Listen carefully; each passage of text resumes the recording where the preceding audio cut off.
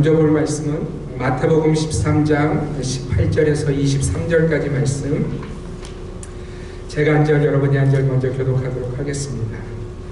그런즉 씨 뿌리는 비유를 들으라.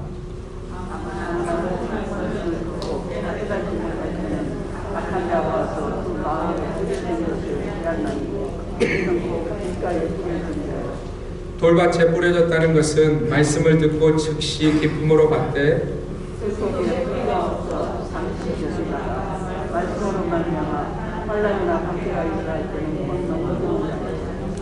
가시떨기에 뿌려졌다는 것은 말씀을 들으나 세상의 염려와 재물의 유혹에 말씀이 막혀 결실하지 못하는 자요.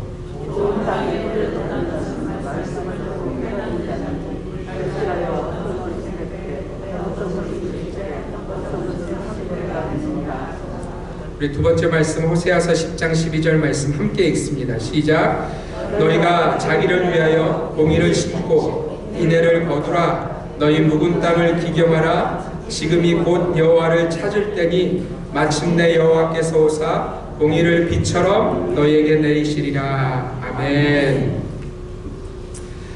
지난 한 주간 몇 개의 글들을 읽는 중에 미국에서 사역하시는 어떤 목사님, 사모님의 글을 읽게 되었습니다. 그리고 그분의 글은 순종이 무엇인지에 대해서 생각하게 하시는 그런 글이었어요. 여러분, 그분에게는 자녀가 둘이 있는데요. 첫째는 딸이고 둘째는 아들이라고 합니다. 그런데 이 둘째 아들이 말이 조금 늦게 트인 그런 아들인데요. 이 아이가 어느 날부터인가 누나에게 배운 말을 써먹기 시작했다는 거예요. 그런데 그 말은 다른 말이 아니라 but 이라는 단어였어요. but.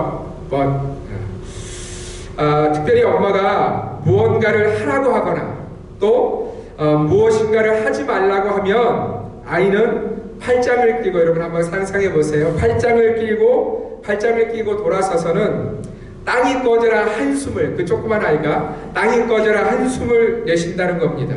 그리고는 말도 잘하지 못하는 이 아이가 자신의 뜻을 걷고 자신을 이해해주지 않는다고 생각하는 엄마의 말에 불만의 표시로 but 이렇게 되뇌인다는 거예요.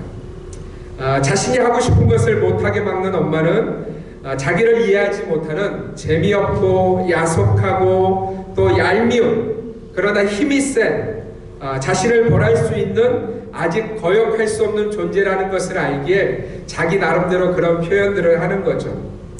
아이들은 당연히 엄마가 자신들을 너무나 사랑한다는 것을 압니다. 그럼에도 불구하고 자식을 사랑하는 엄마의 권위를 아이들조차도 온전히 받아들이기 싫어한다는 사실이 그 사모님에게 있어서 사랑이신 하나님의 권위에 대한 인간의 불순종의 이유를 이해하는 데 도움이 되셨다는 거예요. 여러분, 권위, 복종, 순종이라는 이 단어들은요, 우리가 그 단어를 듣는 순간부터 일단 우리의 마음이 무거워지고 우리는 벌써부터 얼굴을 찌푸리고는 마음을 닫기 시작합니다. 이 사모님의 고백에 따르면 자신도 어려서부터 순종하라 이런 말을 듣거나 또 일단 그런 말을 들으면 마음을 닫았고요. 또 특별히 여자가 순종해야지 이런 말을 들으면 더 확실하게 이 마음의 문을 닫았다는 거예요. 그 사모님은 우리의 그러한 불순종은 우리가 권위에 대해 복종과 순종이 되지 않는 이유는 바로 우리의 죄 때문이라고 정확하게 지적하시는 것을 제가 보았어요. 그래서 그 사모님이요, 한 해를 시작하면서 이런 결단하시는 것을 제가 보았습니다. 하나님의 자녀로서 하나님의 뜻대로 살기로 작정했다면 순종하는 것이 당연하다. 순종이라는 것은 내 삶의 주권이 더 이상 나에게 있는 것이 아니고 하나님께 있다는 것을 인정하는 것이다. 그래서 그분의 인도하심에 온전하게 따르는 것이다. 우리에게 순종이 어려운 이유는 하나님을 온전히 신뢰하지 못하기 때문이다. 여러분, 이분이요, 이런 생각들 가운데서 그럼에도 불구하고 나는 이제 순종하리라는 결단들을 제가 보았어요. 여러분, 인생이 왜 순종하지 못하는지에 대한 이 사모님의 통찰력은 정확합니다. 여러분, 그렇습니다. 우리가 순종하지 못하는 많은 이유는요, 바로 우리의 죄성 때문이라고 성경은 우리에게 가르쳐주고 있어요. 하나님을 온전히 신뢰하지 못하기 때문이라고 저와 여러분들에게 가르쳐주고 있는 거죠. 그 죄가 하나님이 명령하시는 그 명령 뒤에 우리를 위해서 준비하고 있는 하나님의 은혜를 가리워버린다는 거예요. 여러분 잘 보세요. 그 죄가요, 하나님이 말씀하실 때 순종하지 않는 그 불순종의 죄가요, 하나님이 그 명령 뒤에 예비하고 계시는 은혜를 보지 못하게 우리의 눈과 우리의 귀와 우리의 마음을 닫게 한다는 거예요. 여러분, 그러나 문제가 여기 있습니다. 문제는요, 우리가 지금 하나님 나라에 있으면 순종 잘할 수 있을까요, 없을까요? 한번 생각해 보세요. 지금 하나님 나라에 우리가 딱 서 있다면, 하나님이 우리 눈에 보이고 하나님의 통치가 여기 완벽하게 이루어지고 있다면 순종 우리 잘할 수 있을 것 같아요. 근데 여러분, 우리가 사는 곳이 아직은 하나님 나라가 아니라 이 광야 같은 세상의 여정을 우리가 살고 있기에 우리의 죄성이 아직도 살아있어서 그 순종이라는 것이 잘 되어지지 않는다는 거예요.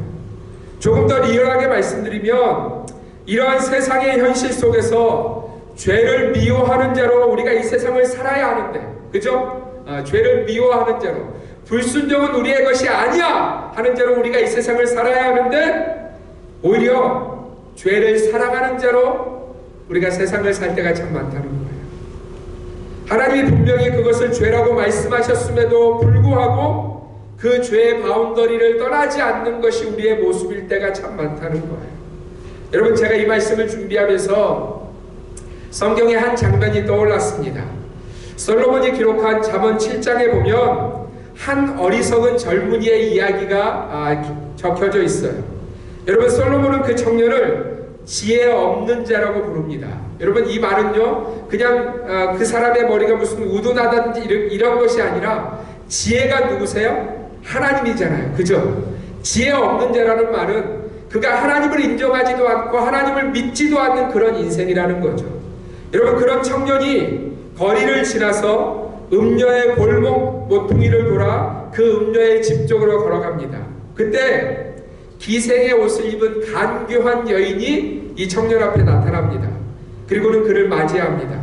성경은 그 간교한 여인을 이렇게 소개해요. 이 여인은 떠들며 완악하며 그의 발이 집에 머물지 아니하며 어떤 때에는 거리, 어떤 때에는 광장, 또 모퉁이에 서서 사람을 기다리는 자라고 성경은 소개합니다. 그 간교한 여인이 마침 그 청년을 만나서 그에게 입맞추며 부끄러움을 모르는 얼굴로 어리석은 그 청년에게 이렇게 말하기 시작합니다. 내가 화목제를 드려 선한 것을 갚았노라. 여러분, 이 말은 무슨 뜻이냐면 내가 하나님 앞에서 부끄러움이 없다는 말이에요. 그래서 그 여인은요, 그 청년에게 내가 하나님 앞에서 부끄러움이 없는 사람으로 내가 오늘 너를 맞이하기 위해서 여기 서 있다고 그 청년을 유혹합니다. 그리고요, 내 침상에는 묘와 애굽의 무늬 있는 이불이 있고 몰약과 침향과 계피를 뿌렸다고, 너를 위해서 모든 것이 준비되어 있다고 이 청년을 유혹합니다.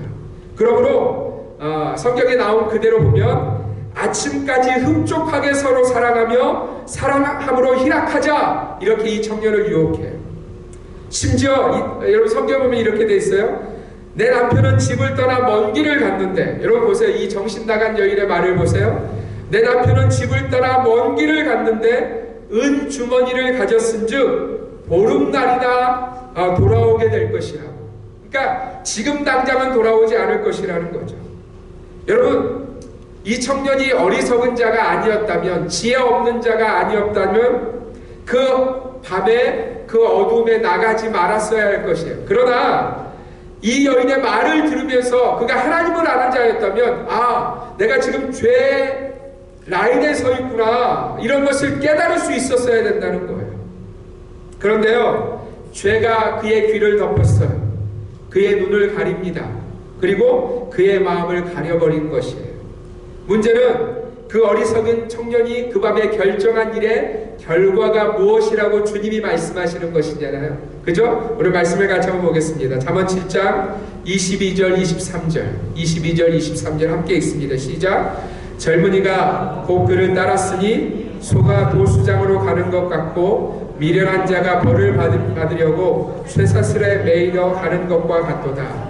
필경은 화살이 그 간을 뚫게 하리되리라. 새가 빨리 그물로 들어가되 그의 생명을 잃어버릴 줄을 알지 못함과 같으니라. 여러분, 그 어리석은 청년은요, 그저 하룻밤의 즐거움을 위한 것이라고, 내 인생을 위한 것이라고 말할지도 모르겠어요. 그러나 하나님은 그 일을, 그 죄를 사랑한 그 하룻밤의 일의 결과를 무엇이라고 말씀하십니까? 마치 소가 도수장으로, 여러분 도수장이 어디예요? 네, 소를 죽이는 장소잖아요. 소가 도수장으로 끌려가는 것과 같고, 미련한 자가 벌을 받으려고 쇠사슬에 매이러 가는 것과 같은 장면이라는 거예요. 그래서 필경은, 그러니까 반드시 화살이 그 간을 뚫게 될 것이라고, 새가 그물에 걸리는 일이 될 것이라고, 그 일이 그 생명을 빼앗아가는 일이 될 것이라고 주님은 지금 말씀하고 계신다는 거예요.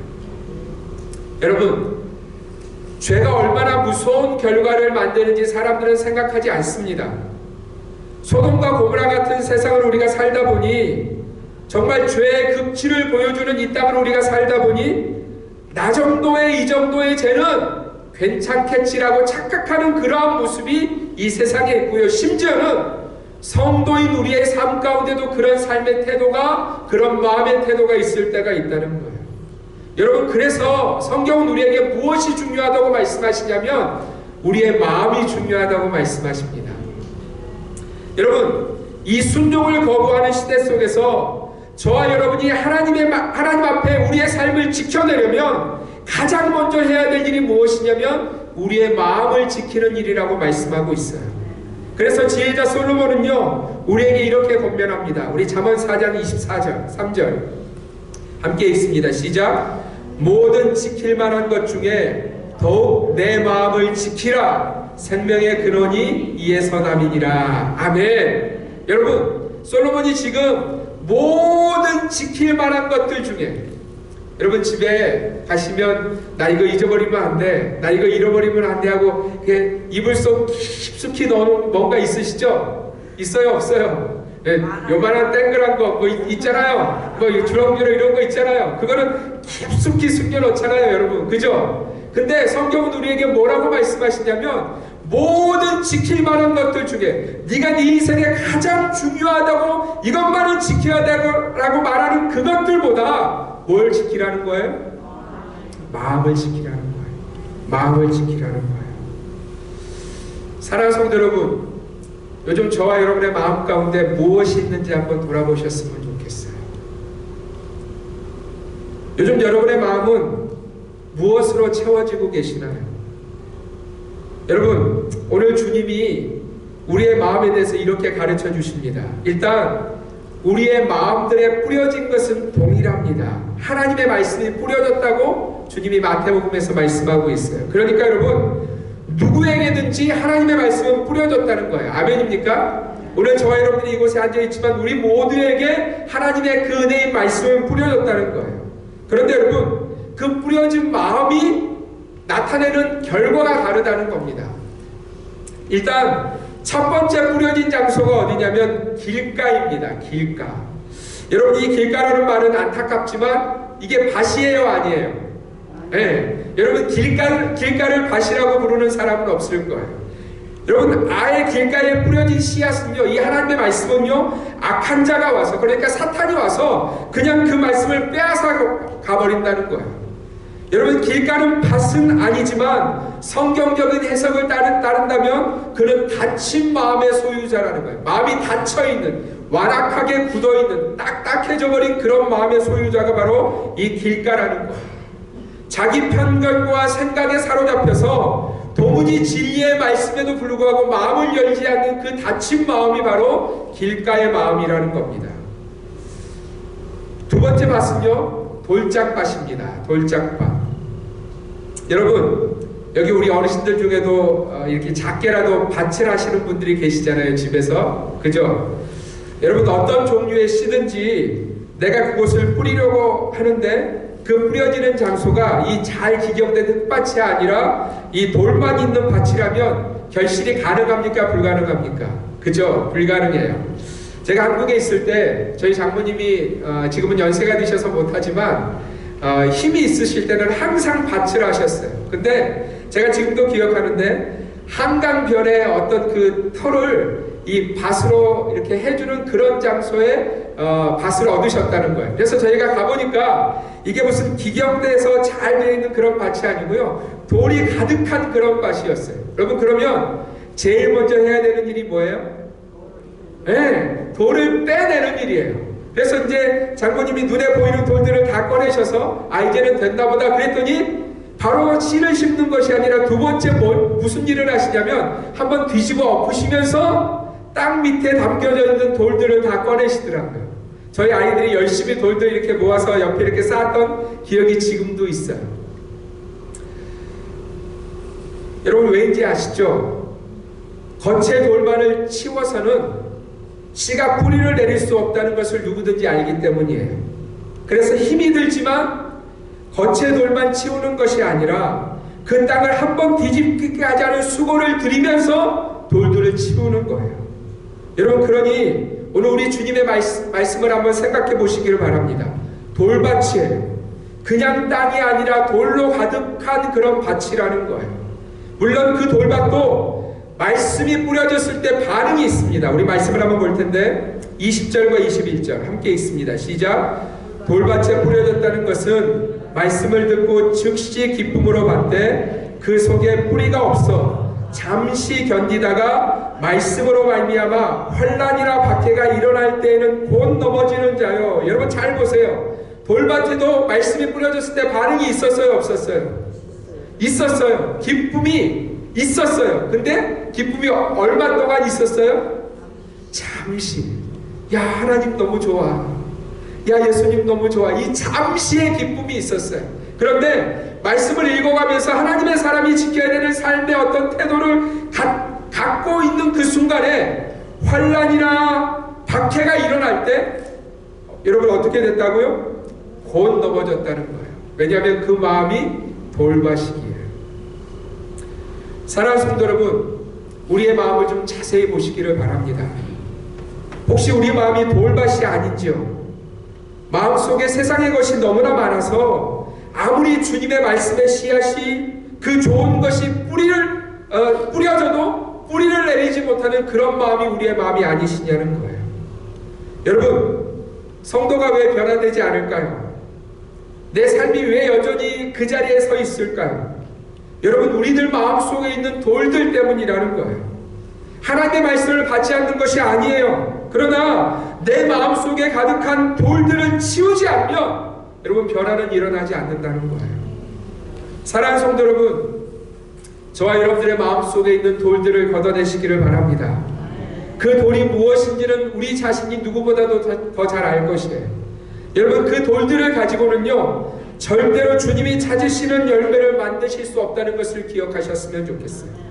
여러분, 세 번째 마음은요 가시떨기 밭입니다. 여러분, 마음인데 주님이 지금 그 마음을 뭐라고 표현하시냐면 가시떨기 밭이라고 말씀하고 있어요. 여러분, 이 가시떨기 밭에 문제가 있어요. 우리 22절 말씀 함께 읽습니다. 시작. 가시떨기에 뿌려졌다는 것은 말씀을 들으나 세상의 염려와 재물의 유혹에 말씀이 막혀 결실하지 못하는 자요. 여러분, 우리는 종종 착각합니다. 말씀을 들었잖아, 그러면 되는 건 아니야? 뭐 지금 당장 어떤 변화가 없다고 무슨 문제가 있겠어? 그러나 여러분, 주님이 오늘 말씀하시는 가시떨기 밭의 문제가 무엇이에요? 그 마음밭이요, 말씀을 들었어요. 그러나 문제가 무엇입니까? 그 가시떨기가 말씀을 막아서는 결실하지 못하게 만들었다는 거예요. 여러분, 먼저 우리가 결실하지 못하는 나무의 결과가 무엇인지를 다시 한번 말씀을 통해서 들었으면 좋겠어요. 결실하지 못해도 괜찮은가? 여러분, 그렇지 않다고 주님 말씀하세요. 여러분, 예수님의 사역 가운데 우리가 잘 이해할 수 없는 한 장면이 등장하시는 그 말씀이 있습니다. 마가복음 11장의 말씀인데요, 우리 주님이 무화과 나무를 저주하신 사건이에요. 여러분 기억하시죠? 그런데 여러분, 그 무화과 나무가 왜 저주를 받았는지 한번 보세요. 우리 마가복음 11장 13절 14절 함께 읽습니다. 시작. 멀리서 잎사귀 있는 한 무화과 나무를 보시고 혹 그 나무에 무엇이 있을까 하여 가셨더니 가서 보신즉 잎사귀 외에 아무것도 없더라. 이는 무화과의 때가 아님이라. 예수께서 나무에게 말씀하여 이르시되 이제부터 영원토록 사람이 내게서 열매를 따먹지 못하리라 하시니 제자들이 이를 듣더라. 여러분, 그 나무의 상태가 어떠했습니까? 그렇습니다. 잎사귀가 있었다는 거예요. 일단은 푸르렀다는 거예요. 근데 주님이 찾으셨을 때 주님이 찾으시는 것은 잎사귀가 아니라 무엇이었어요? 열매였어요. 주님은 열매를 찾으셨는데 잎사귀밖에 없었다는 거예요. 여러분, 주님이 우리의 삶 가운데 찾으시는 것은요, 열매라는 겁니다. 주님을 따르는 자들에게서 주님은 열매를 찾으신다고 말씀하고 계세요. 여러분, 그런데 그 열매를 막는 것이 무엇입니까? 그렇습니다. 마음속에 있는 가시떨기들이 그 열매를 막는다는 거예요. 그러면 가시떨기가 무엇일까요? 제가 묵상해 보건대 이런 것들 아닐까? 내 삶을 채워온 인생의 어떤 상처들, 그죠? 그리고 그 상처들로 만들어진 내 인생의 성품들. 여러분, 이렇게 해석하면 좀 여러분들이 해석이 쉬우실 것 같아요. 물론 그거 외에도 우리 마음속에는 많은 가시떨기들이 있어요. 여러분, 그러나 문제는 우리 마음속에 있는 그 가시떨기들이 우리로 하여금 주님이 찾으시는 열매를 만들지 못하도록 만든다는 거예요. 여러분, 잘 보십시오. 가시떨기 밭은요, 그 인생에 세상의 염려나 돈의 문제가 인생에 생기면 그 마음밭에는 이런 일이 일어난다는 거예요. 세상의 염려와 돈의 문제 앞에서요, 이 가시떨기 밭은요, 아무리 좋은 말씀이 주어져도 그것이 하나님의 말씀을 막는다고 되어져 있어요. 여러분, 이것은 엄청난 문제입니다. 아니, 목사님, 사람이 세상에 염려 속에 빠지면 그렇게 반응할 수도 있지.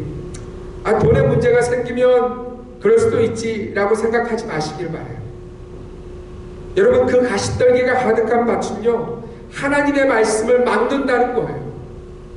문제는 그 가시떨기를 해결하지 않으면 그는 결코 주님이 찾으시는 열매를 맺을 수 없다는 사실이에요.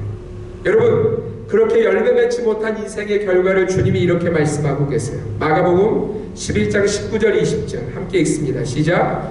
그리고 날이 저물매 그들이 성 밖으로 나가더라. 그들이 아침에 지나갈 때 무화과 나무가 뿌린 채 마른 것을 보고.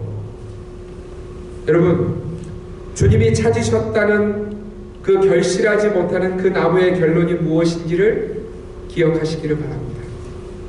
뿌린 채 말라버렸어요. 사랑하는 성도 여러분, 여러분들의 마음속에 가시떨기들을 방치하지 마세요. 여러분, 여러분의 삶의 가시떨기가 무엇인지 한번 깊이 묵상해 보세요. 과거의 상처인가요? 어렸을 때부터 어려운 삶의 어떤 그런 삶의 태도인가요? 아니면 여전히 붙들고 있는 나의 성품? 여러분, 우리 어르신들 중에 그런 말씀들 하시는 분 있어요. 목사님, 내 성품 아시죠? 참 잘 안 변해요. 이렇게 얘기하시는 어르신들 계세요. 여러분, 그런데요, 혹여라도 그 말씀이 목사님, 나 이 성품만은 포기 못합니다, 이런 말씀이 아니를 제가 계속해서 기도해요. 감사하게도 우리 어르신들은 그런 태도가 아니라 목사님, 내 성품이 항상 내 마음에 주님 만나는 일에 어려움이 돼요. 내가 이것 붙들고 지금도 기도하고 있어요. 변화되었으면 좋겠어요. 저를 위해서 기도해 주세요. 저는 그렇게 받고 있어요. 할렐루야. 사랑하는 성도 여러분, 안타깝게도 사람들은 시간이 지났음에도 여전히 그러한 것들을 붙들고 나를 해석하려고 합니다. 내게 그런 상처가 있어. 내게 그런 어려움이 있어. 나는 이런 사람이야. 물론 그 마음은 자신을 위한다는 마음이겠지만, 여러분, 그 가시떨기들이 마음이 묶여 있으면, 그리고 그 가시떨기들을 제거하지 않으면 그 인생은 결코 말씀 앞으로 나아갈 수 없고요, 말씀이 주시는 열매들을 맺을 수 없다는 사실이에요. 마지막으로 주님이 우리에게 보여주시는 마음은요, 좋은 밭입니다. 할렐루야. 여러분, 우리가 좋은 밭이 되기를 원합니다. 아멘입니까? 여러분, 그 좋은 밭의 특징이 있어요. 말씀을 듣고 깨닫는 자니, 말씀을 듣고 깨닫는 자니. 여러분, 말씀이 들려졌어요? 그 말씀을 깊이 묵상하고 깨닫는 자. 여러분, 깨달았다는 것은 그냥 머릿속에서 일어나는 어떤 일이 아니고요, 그 삶 가운데 그 삶의 태도가 이루어지고 있는 삶이 바로 깨닫는 자임을 말씀하시는 거예요. 그래서 그 밭의 결과는요, 말씀의 씨앗이 뿌려졌을 때 그 좋은 밭의 증거로 어떤 일이 일어났어요? 30배, 60배, 100배의 열매를 맺었다고 성경은 말씀하고 있어요. 사랑하는 성도 여러분, 안타깝게도 우리 삶 대부분은, 죄송합니다, 좋은 밭이 아니에요. 그죠? 좋은 밭이 아니에요. 실상 우리는 길가밭이고요, 종종 우리는 돌밭이며 가시떨기 밭이에요. 아니, 실상 이 땅을 살아가는 모든 하나님을 믿는다는 이들이 이러한 열매를 맺지 못한 밭에 속해 있는 경우가 굉장히 많다는 거예요. 왜냐하면 사단이 우리의 마음을 그대로 두지 않기 때문이라는 겁니다. 여러분, 하나님의 선민이라는 이스라엘 백성들이 그러했어요. 그들은 하나님을 안다고 말하면서도 실상 그들이 하는 일은 이러했다는 거예요. 우리 호세아 10장 13절 함께 읽습니다. 시작. 너희는 악을 밭가라 죄를 거두고 거짓 열매를 먹었나니 이는 내가 내 길과 내 용사의 많음을 의뢰하였습니다. 여러분, 잘 보세요. 하나님의 선민인데 그들이 하는 일이, 자신의 마음밭에 하는 일이 무엇이었어요? 무엇이었어요? 악을 밭가는 것이었어요. 그 마음속에 악을 끊임없이 가는. 여러분, 말씀을 밭갈아야 되는데, 그죠? 말씀을 뿌리고 말씀을 밭갈아야 되는데 악을 밭가는 일이 바로 이스라엘 백성들의 삶의 태도였다는 거예요. 그래서 무엇을 거두었어요? 죄를 거두고, 또 어떤 열매를 먹었어요? 거짓 열매를, 그들을 채우지 못하는 거짓 열매만을 계속해서 먹었다는 거예요. 여러분, 거짓 열매라는 말은, 열매는 열매인데 하나님 주시는 열매는 절대 아니었다는 말씀이에요. 그죠? 조금 더 신랄하게 오늘 우리의 삶으로 설명해 드리면, 예배는 나와 앉아 있어요. 주일은 그럴듯한 성도인 듯 합니다. 그럴듯한 열매가 보이는 듯 해요.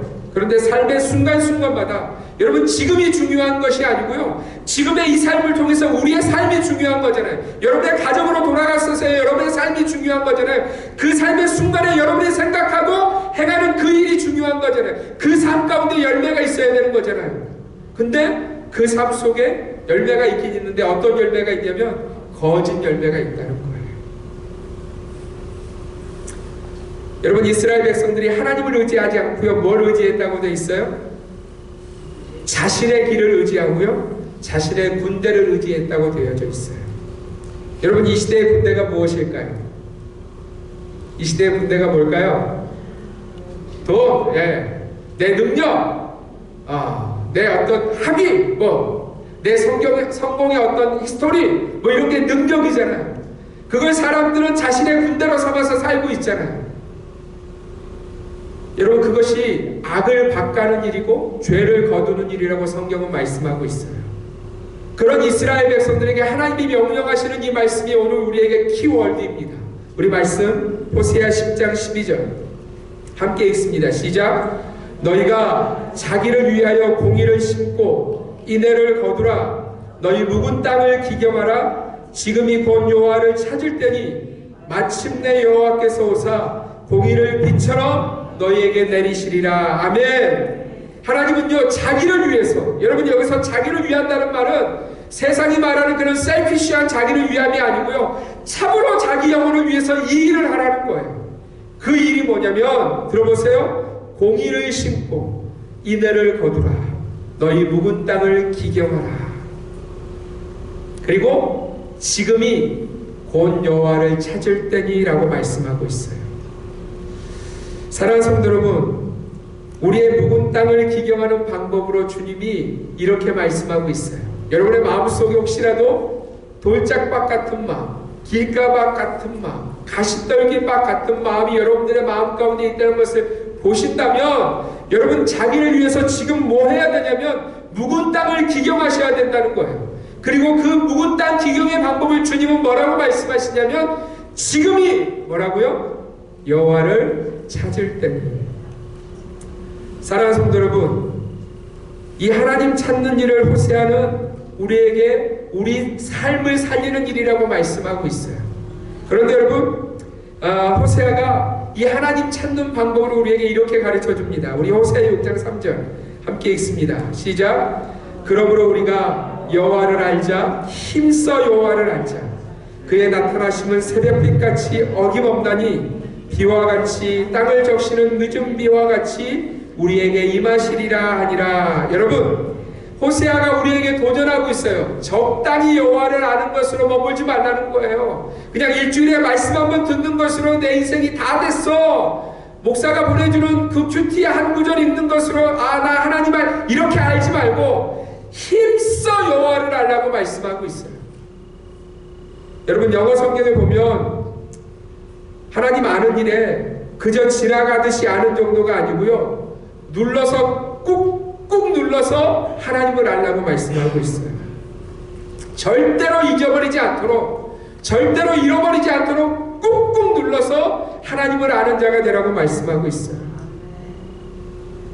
여러분, 이 삶의 태도는요, 그저 일주일에 한 번 여기 나와서 여러분들이 예배 드리는 것으로 나 다 했어, 그런 삶의 태도가 아니에요.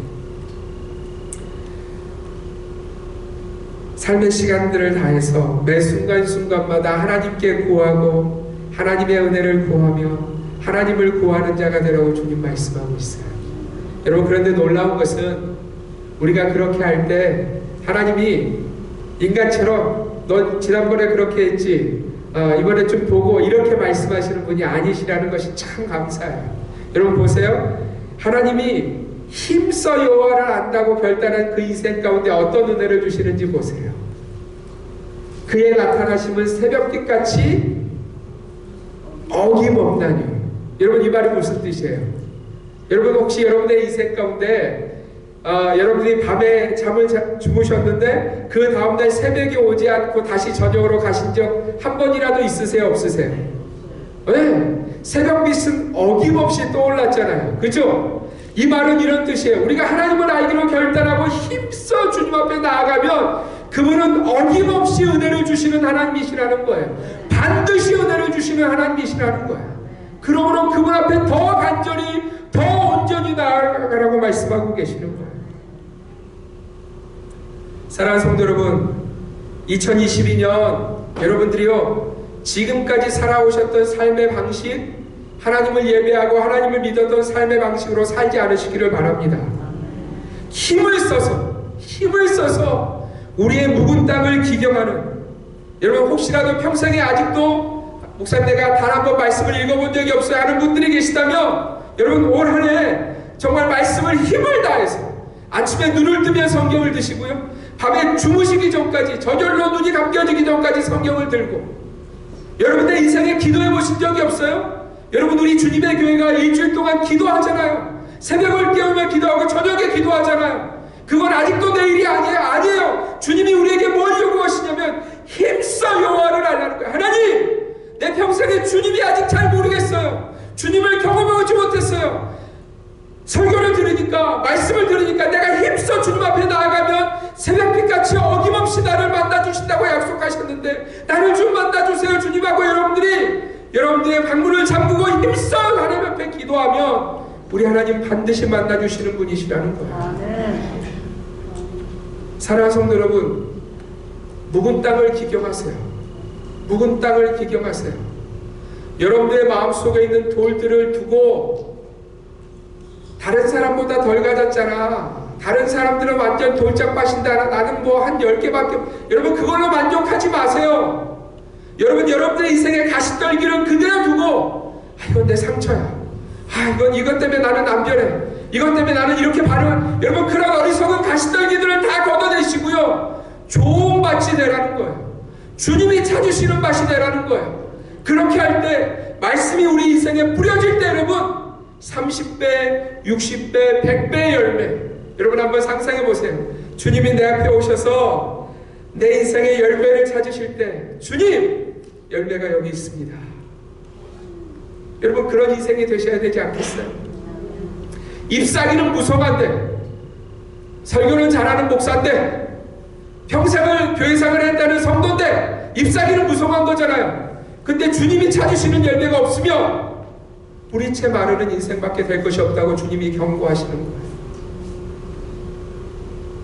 이번 한 주간 여러분들의 묵은 땅을 기경하시는 한 주간이 되시기를 바랍니다. 돌들을 꺼내시고요, 가시들을 제거해내시고요, 하나님 말씀 붙들고 힘써 여호와를 아는 일에 삶을 들이시는 저와 여러분들이 되시기를 주님의 이름으로 축원드립니다.